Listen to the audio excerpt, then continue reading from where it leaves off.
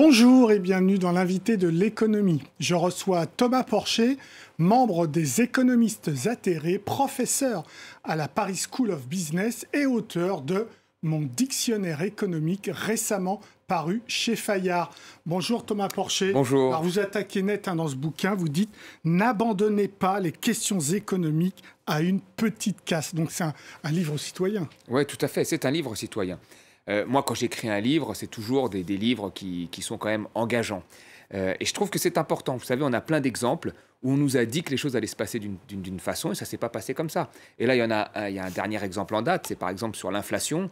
On vous dit attention, on ne peut pas augmenter les salaires parce que ça enclenche la boucle, la fameuse boucle prix-salaire qui va faire que nos 6% d'inflation vont arriver aux 25 000% d'inflation de l'Argentine, ce qui n'est pas désirable. Et c'est l'exemple que vous prenez dans le livre. Nous sommes tous d'accord, mais moi je dis qu'aujourd'hui, rien ne nous empêche justement d'indexer ces salaires et que même si l'inflation augmentait un peu, il n'y aurait pas d'impact réel sur l'activité économique. Et vous savez, hier, il y a quelques jours en tous les cas, il y a des chercheurs du FMI qui ont sorti une étude, 6 chercheurs du FMI, et qui ont confirmé ce que j'avais dit, que cette boucle salaire-prix ne s'engageait pas tout le temps et que les conditions aujourd'hui n'étaient pas réunies pour qu'elle ait lieu. Alors, donc, on va revenir sur ce rapport du FMI, mais avant, vous êtes économiste. C'est compliqué l'économie ou pas ? Oui, alors l'économie, c'est très compliqué, mais là, il y a une entrée économiste dans mon livre où j'explique bien ce qu'est un économiste. Vous savez, être économiste, c'est pas que faire des comparaisons et mettre 2-3 chiffres. Il y a aussi des analyses, des raisonnements économiques.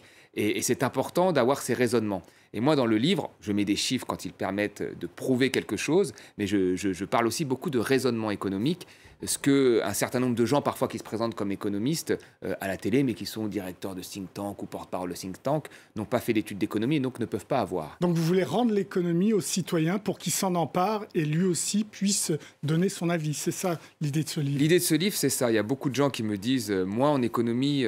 je trouve ça intéressant, mais j'arrive pas à me positionner. Et là, l'important, c'est qu'ils puissent se positionner. Voilà. Et puis après, ceux qui ont fait des études d'économie et qui sont convaincus, l'important, c'est qu'ils puissent aussi avoir une autre vision et puis avoir des débats avec eux-mêmes. C'est important d'être bousculé. Moi, je lis parfois des livres de gens, a priori, j'aurais pas le même point de vue, et puis je suis bousculé, et puis ça m'arrive de changer d'avis. Donc c'est important aussi d'être bousculé. Une centaine d'entrées, comment vous les avez choisies ? Mais je les ai choisis en fonction de l'actualité, de la conjoncture, de l'actualité économique et puis des thèmes que j'avais étudiés. C'est-à-dire qu'il y a des thèmes sur, bien sûr, sur tout ce qui est l'aspect social de l'économie, les fonctionnaires, la dépense publique, la dette publique. Il y a aussi tout l'aspect international, les pays en développement, le libre-échange. Il y a tout l'aspect écologique, et puis il y a l'aspect énergétique. Donc j'ai pris beaucoup de... Et sociologique, l'homme déconstruit. Et alors, de temps en temps, il y a une ou deux entrées comme ça. Il fallait mettre des entrées un peu plus légères, entre guillemets, pour permettre des respirations. Parce que c'est vrai que quand vous avez un livre où vous avez, par exemple, déficit commercial, dépenses publiques, dette publique, 3 définitions comme ça d'affilée qui peuvent être intéressantes, c'est bien parfois d'avoir une petite respiration avec homme déconstruit ou avec des choses un peu plus sympathiques comme métaverse ou d'autres. Mauvais vent pour l'économie mondiale, récession à venir ou pas ? Ah oui, probablement. En fait, les réponses, moi je vois par exemple les réponses à l'inflation qui sont données aujourd'hui en zone euro, c'est d'augmenter les taux. Or, c'est une inflation qui est importée. Donc, ça ne sert à rien d'augmenter les taux. Enfin, quand on est dans le cas des États-Unis, vous avez une économie qui est en surchauffe à cause de plans de relance qui étaient bien plus, on va dire, engageants que nous. Là, vous pouvez comprendre que relever les taux, ça peut être efficace parce que vous calmez finalement les plans de relance. Nous, on avait des plans de relance moins forts. En France, encore moins forts qu'en Allemagne, soit dit en passant. Et là, on augmente les taux pour ralentir l'activité alors que la majorité de notre inflation est importée. Elle ne dépend pas de nos plans de relance. Essentiellement énergie. Essentiellement sur de l'énergie. Donc, en fait, pour baisser l'inflation, on tue l'activité, en réalité. Alors que comme c'est une inflation, les canaux de notre inflation, elles passent par les importations. Donc, il faut faire d'autres mesures, notamment bloquer les prix ou indexer les salaires sur les prix pour que les gens puissent absorber cette inflation. En fait, ce qu'on fait, ça a été fait longtemps en Afrique. En Afrique, on voulait contrôler leur inflation en augmentant leur taux, ce qui était stupide puisque ça tuait le peu d'activité qu'ils avaient. Et ça a été dénoncé par un certain nombre d'économistes africains comme Kako Nubukpo, qu'on a reçu. Qui est un des plus brillants du continent africain, qui avait dénoncé cette augmentation des taux parce que l'inflation africaine est majoritairement importée. Et vous voyez, nous, on fait la même chose. Donc on voit bien que c'est l'idéologie qui prime plutôt que le pragmatisme en réalité. Ce qui est un peu comme le fil rouge de ce livre, c'est quand même la remise en cause de l'économie comme sphère totalement indépendante de tout le reste et l'implication des États. Vous le montrez dans un certain nombre d'articles que, en gros, les États stratèges ont toujours été présents, et surtout dans les pays anglo-saxons. Tout à fait. On nous vend un discours en nous disant que faut laisser faire les entrepreneurs, c'est eux qui innovent, etc. Et quand on dit qu'il faut les laisser faire, c'est-à-dire qu'il faut que l'État baisse les taxes, surtout, baisse tout type d'impôts, et puis flexibilise les conditions du marché, surtout quand ils sont en position de force, ils demandent ça. Et c'est ce que fait souvent notre gouvernement ici, en nous disant on va baisser les impôts de production, comme ça les gens vont innover. Or, c'est un peu plus compliqué. Dans les entrées innovation ou État stratège ou même entrepreneurs, je montre qu'aux États-Unis, les entrepreneurs ont pu être en position de force grâce à des innovations qui, en amont de la chaîne d'innovation, avaient été financées par l'État. Notamment tout ce qu'il y a dans l'iPhone aujourd'hui, Internet, le GPS, etc., qui ont reçu des financements publics majeurs. Donc oui, le futur se joue avec l'État stratège. Et nous, aujourd'hui, tous les avantages que nous avons dans notre économie, le rail, le TGV qui a été dans le record, le nucléaire, sont des choix stratégiques à la base où l'État s'est engagé. On revient sur le FMI, vous en avez parlé tout à l'heure. Alors vous, d'entrée, vous avez dit faux amis pour le FMI. Il critique la France, la trajectoire de dette française. C'est son rôle là. C'est classique de la part du FMI. Oui, c'est un classique. Alors, moi, je fais bien attention de distinguer entre les chercheurs du FMI, qui sont des économistes, qui produisent souvent des choses très intéressantes aujourd'hui, qui dénoncent les inégalités, qui appellent parfois à taxer les plus riches, et qui peuvent dire parfois que la boucle prix-inflation ne se met pas en marche comme ça, de manière magique, comme nous l'avons aujourd'hui. Donc, il y a les économistes du FMI, les chercheurs, qui, eux, ont déjà fait leur mue. Et puis après, vous avez toute la partie organisationnelle qui impose toujours les mêmes politiques. Depuis 30, 40 ans, ils ont essayé de changer l'emballage en appelant plus ça maintenant des politiques d'ajustement structurel, mais des documents stratégiques de réduction de la pauvreté. Mais derrière, il y a toujours la même chose qui a été appliquée en Afrique, qui a été appliquée en Grèce, et qui aujourd'hui fait quelques recommandations sur la France en nous disant que la trajectoire de la dette, mais bon, la trajectoire de la dette française, elle est comparable à celle des États-Unis, elle est comparable à celle de d'autres grands pays. Alors ils vont vous dire pas l'Allemagne. Oui, mais il n'y a pas qu'un seul pays dans le monde. Il n'y a pas qu'un seul pays riche, ce n'est pas que l'Allemagne. Alors effectivement, l'Allemagne a fait des efforts, très bien, mais derrière, vous avez d'autres pays. Vous savez... D'ailleurs, vous qualifiez le mot dette, l'entrée, épouvantail. Oui.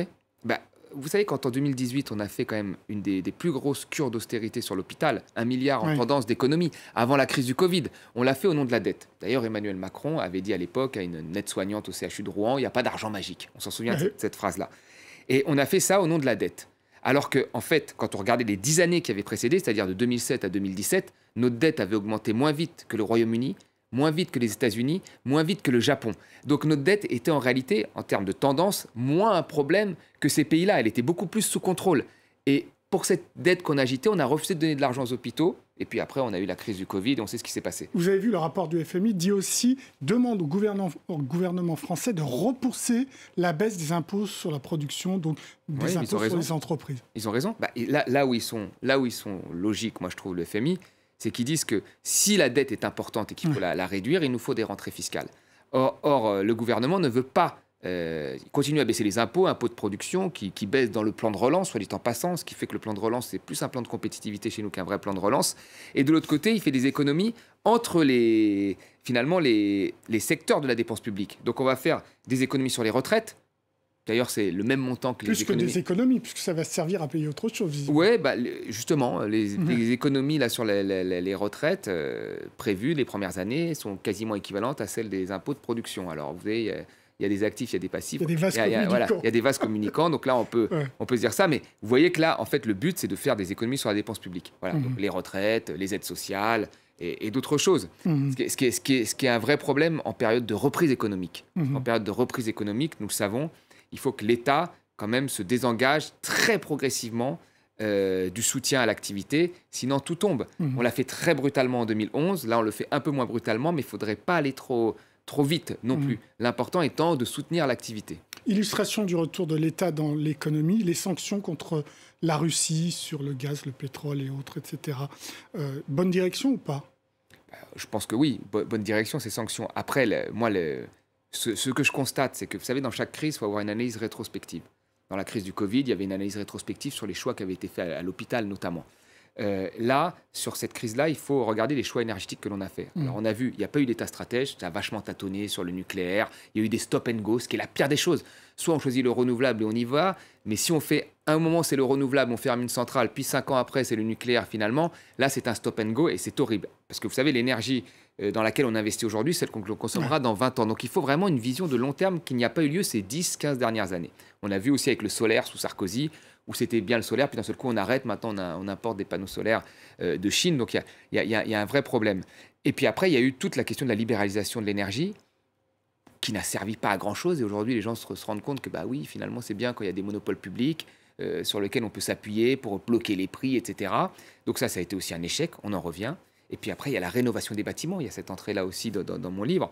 C'est que là, il y a des études qui montrent que si on avait rénové les bâtiments au rythme du Grenelle de l'environnement, c'est-à-dire 500 000 rénovations d'habitations par an, ce qui n'a jamais été le cas, on aurait probablement pu se passer du gaz russe en France.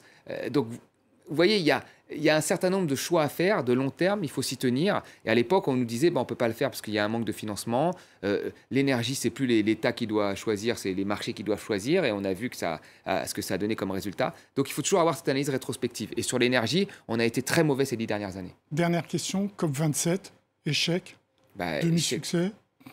Vous savez, les COP, ça sert d'un point de vue diplomatique à réunir des gens qui parlent du climat. Mais après, dans l'ensemble, et là, il y a tout un tas d'entrées qui concernent les COP. Dans l'ensemble, on est très loin de ce qu'il faudrait faire pour relever le défi. Je le rappelle, moi, l'accord de Paris, c'était une 50aine de pages, parce qu'on avait retiré tout ce qui fâchait, énergie fossile, transport aérien, transport par bateau. Donc à la fin, il reste 5 pages. Si vous comparez avec l'accord de libre-échange Europe-Corée, c'est 1800 pages. Donc on voit bien que le commerce, aujourd'hui, dans la tête de nos dirigeants, est plus important que le climat. Vous êtes pessimiste ? Oui, mais je me soigne. Merci beaucoup, Thomas Porcher, pour vos réponses. L'invité de l'économie, c'est terminé, évidemment. Vous pouvez retrouver cette émission sur france24.com, sur nos réseaux sociaux et évidemment sur nos podcasts. Au revoir.